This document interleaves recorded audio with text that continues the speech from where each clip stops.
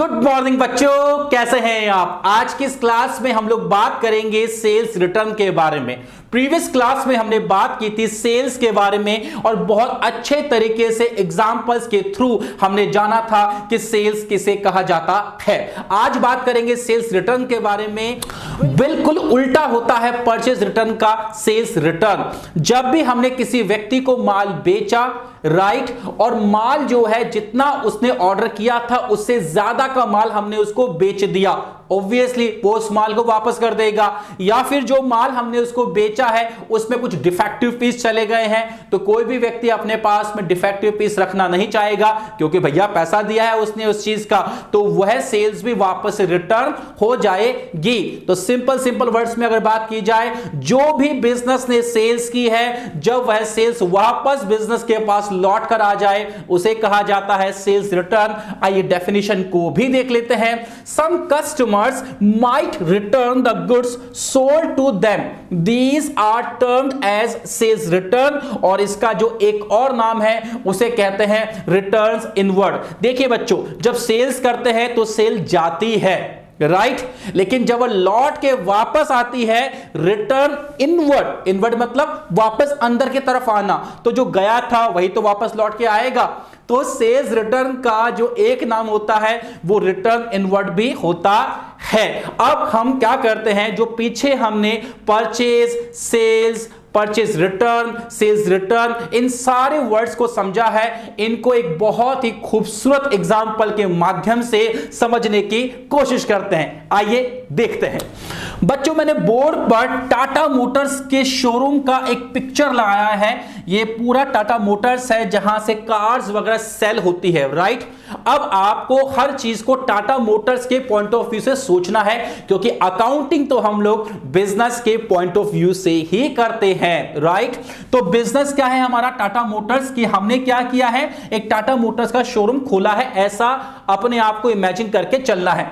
अब टाटा मोटर्स के शोरूम में क्या होगा, कार्स बिकेगी, तो जो कार्स को खरीदना और कार को बेचना, इसके लिए तो हम परचेज और सेल्स वर्ड को यूज जरूर करेंगे, क्योंकि हमारा काम ही क्या है, कार को खरीदना और कार को बेचना है। तो बच्चों बोर्ड पे देखिएगा, मान लीजिए हमने क्या किया, ये नेक्सॉन कार जो है वो हमने किसी एक पर्सन को सेल कर दी, राइट। हमने जो नेक्सॉन कार है वो किसी पर्सन को सेल कर दी, तो क्या इस कार को बेचना सेल माना जाएगा? ऑफ कोर्स सेल माना जाएगा, क्योंकि हमारा काम कार बेचना ही तो है। तो यहां पर जो हमने कार सेल की है इसके लिए हम सेल वर्ड का यूज करेंगे। और अगर मान लीजिए हमने कार परचेज की है तो इसके लिए भी हम परचेज वर्ड का यूज करेंगे, क्योंकि कार को परचेज करना और सेल करना ही तो हमारा प्राइमरी जॉब है। अब मान लीजिए हमने जिसको कार सेल की थी उस कार में कोई डिफेक्टिव पीस आ गया, तो उसने हमको ये कार वापस कर दी, तो ये क्या होगा, ये आपकी सेल्स रिटर्न हो जाएगी। अब सोचिए, जिससे हमने कार परचेज की थी अगर हमने उसको कार वापस कर दी तो ये क्या हो जाएगी, ये परचेज रिटर्न हो जाएगी।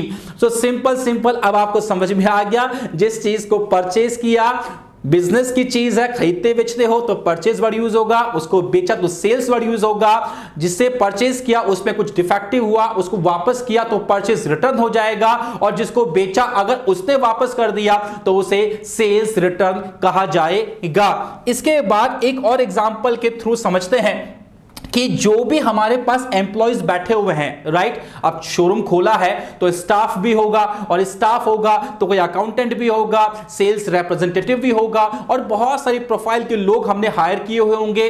अब वो लोग ऐसे हवा में तो काम करेंगे नहीं, आजकल तो हर काम कंप्यूटर पे होता है। तो हमने क्या किया, हमने एप्पल का एक लैपटॉप परचेज किया, और उसको परचेज करके हमने क्या किया, जो हमारा सेल्स रिप्रेजेंटेटिव है उसको दे दिया कि भैया आप तो इस पे काम किया कर। अब मुझे चीज बताइएगा, हमारा जो बिजनेस है वो तो कार को खरीदने बेचने का है, क्या हमारा बिजनेस एप्पल के लैपटॉप्स को खरीदने बेचने का है क्या? जी नहीं सर। तो इसको जो परचेज किया अपन ने, इसके लिए हम लोग परचेज वर्ड का यूज नहीं करेंगे, इसके लिए अपन क्या यूज करेंगे? लैपटॉप वर्ड का यूज करेंगे। क्या परचेज किया आपने? लैपटॉप परचेज किया है, तो ये आपकी एसेट बन जाएगी, तो लैपटॉप आप इसको कहेंगे। लेकिन जो भी इलेक्ट्रॉनिक चीजें आप परचेज करते हो अपने बिजनेस में, हम उन सबको ऑफिस इक्विपमेंट के नाम से रिप्रेजेंट करते हैं।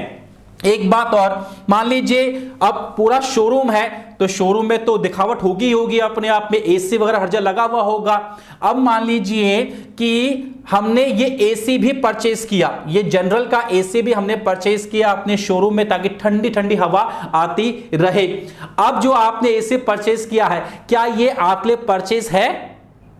नहीं, ये आपके लिए परचेज नहीं है, क्योंकि हम लोग एसी को खरीदने बेचने का काम नहीं करते, इसलिए ये भी जो है आपके पास में एसेट के नाम से आ जाएगा। परचेज वर्ड हम इसके लिए यूज नहीं करेंगे। इसके अलावा मान लीजिए 5 साल तक हमने इस एसी को यूज किया और फिर हमने इस एसी को बेच दिया, किसी एक पर्सन को हमने इसको सेल कर दिया। जब आपने इस एसी को सेल कर दिया, तो क्या हम एसी को सेल करने का काम करते हैं क्या? नहीं। तो यहां पर हम सेल्स वर्ड का यूज नहीं करेंगे। आई होप अब आपको समझ में आ गया कि परचेज सेल्स, परचेज रिटर्न और सेल्स रिटर्न वर्ड का यूज सिर्फ और सिर्फ हम बिजनेस जिस चीज का करते हैं उस चीज के गुड्स को खरीदने और बेचने के लिए यूज करते हैं। आई बिलीव बच्चों आज की क्लास जो है आपको बहुत अच्छे समझ में आई होगी। समझ में आई है तो लाइक कर दीजिएगा, शेयर कर दीजिएगा और सब्सक्राइब करना मत भूलिएगा। मिलते हैं अगले टॉपिक के साथ अगले क्लास में, तब तक स्वस्थ रहिए, मस्त रहिए, अकाउंट्स पढ़ते रहिए।